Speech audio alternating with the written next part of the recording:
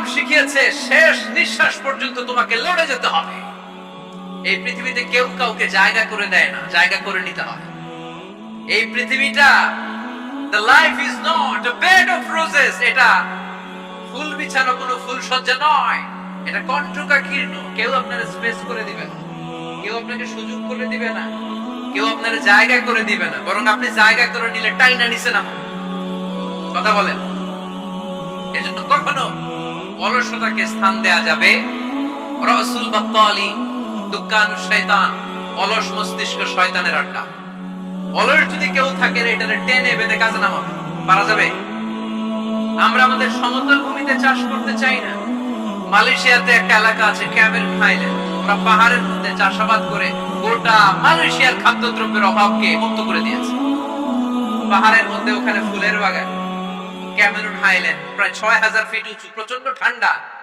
এই ঠান্ডা পাহাড়ি হিল ট্রাক্স এরিয়াতে মালয়েশিয়ার এই ক্যামেরুন হাইল্যান্ডে ওখানে আছে ফুলের বাগান, আছে ফলের বাগান, আছে চায়ের বাগান, ওখানে মধুর চাষ হয়, ওখানে শাকসবজি চাষ হয়, ওখানে অনেক কিছু চাষাবাদ হয়।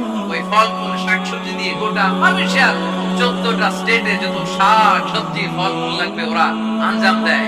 আর আমরা আমাদের সমতল ভূমিতে চাষ করতে চাই না। আমরা চাষাবাদকে খুব লজ্জা মনে করি, এটা ভুল আইডিয়া। আমাদের যে এলাকা যে জিনিসের জন্য বিখ্যাত ওইটাকে আমাদের ব্র্যান্ডিং করতে হবে। লক্ষ্মীপুর কিসের জন্য বিখ্যাত? নারিকেল সুপারি। নারিকেল সুপারি যে পৃথিবীর কত মানুষ, ইন্দোনেশিয়ান লোকেরা মুড়ির মতো খায় নারিকেল আর সুপারি। এইটারে আমাদের ব্র্যান্ডিং করতে হবে। যেই দেশে যেটা আছে, যে এলাকা যে পণ্যের জন্য বিখ্যাত ওইটা আমাদের ব্র্যান্ডিং করতে হবে। আমাদের আদমজির জুট মিল বন্ধ না, পাওয়ানি জুট মিল বন্ধ। আমাদের পাট শিল্পকে ধ্বংস করে দিয়ে ইন্ডিয়া এখন ওই কটনের পাঞ্জাবি বানায়, জুট কটনের পাঞ্জাবি। আছে না নাই? পুরো বাংলাদেশের মার্কেট এই জুট কটনের পাঞ্জাবি দিয়ে সয়লাভ। আমাদের বাংলাদেশের পাট দিয়ে যদি আমরা মিহি পাঞ্জাবি বানাতে পারতাম, গোটা বিশ্বকে, বিশ্ব বাজারকে আমরা দখল করে নিতে পারতাম। ঠিক কি? এজন্য আমাদেরকে নতুন নতুন আইডিয়া জেনারেট করতে হবে। চাকরির পিছনে বসে থাকলে চলবে না। আর আজান যদি হয়ে যায় ছুটে যাব মসজিদে, আর নামাজ শেষ হলে আমরা আমাদের কাজের দিকে চলে যাব। চিল্লায় বলেন ঠিক কি না?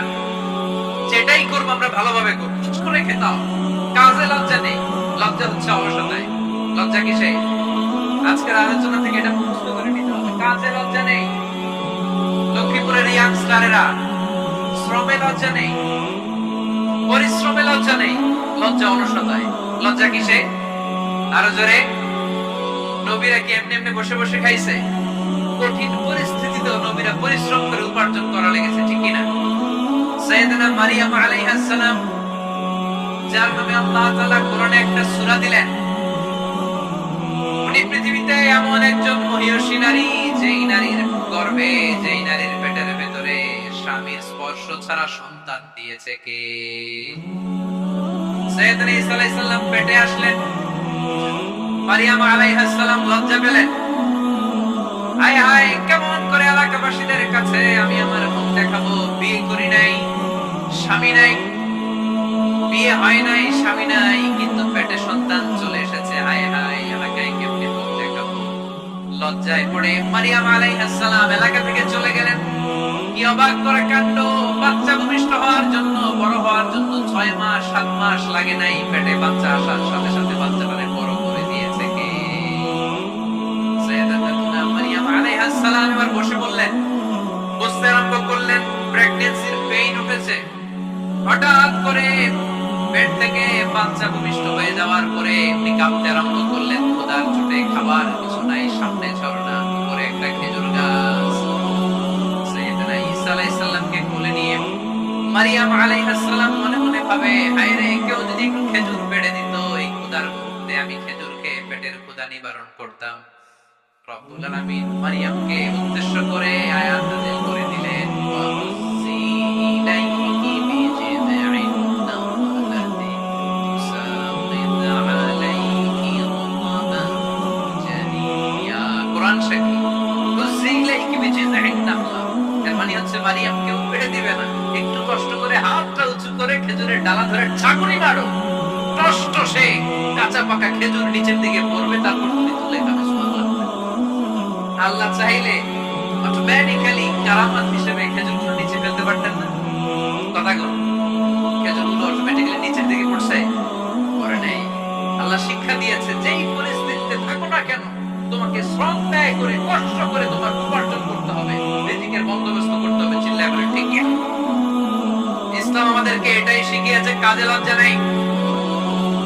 আবার বিশ্বনবী বললেন ইন খামাতিস সাআ ওয়া ফি ইয়াদি আহাদিকুম ফাসিলাতুন, তোমাদের কারো হাতে যদি একটা চারা বীজ থাকে, সে যদি দেখে কিয়ামত হতে শুরু করেছে, ফাইন ইসতাতাআ আন ইয়াগরিসাহা ক্বাবলা আন তাকুমা আস-সাআ ফালইয়াগরিসহা, কারো হাতে একটা চারা বীজ নিয়ত করেছে চারা বীজটা রোপণ করবে, ইন দা মিন টাইম দেখলো কিয়ামত হতে শুরু করেছে, বিশ্বনবী বললেন যদি তোমার সুযোগ থাকে কিয়ামত হওয়ার আগে চারা বীজটা রোপণ করে দাও। কথা বুঝতে পেরেছেন? আপনার হাতে একটা চারা বীজ, আপনি প্ল্যান করেছেন এই চারা বীজটা রোপণ করবেন, ইন দা মিন টাইম দেখলেন কি হওয়া শুরু হয়েছে, ইদা সুলজিলাতিল আরদু জিলজালাহা, দ্য বিগেস্ট আর্থকোয়েক, ভূমিকম্প শুরু হয়েছে, কিয়ামত হয়ে যাবে। বিশ্বনবী বললেন কিয়ামত হইতেছে ওদিকে, আর তোমার হাতে যদি চারা বীজ থাকে দেরি করো না, কিয়ামত তোমার কাছ পর্যন্ত আসার আগে সুযোগ পেলে চারা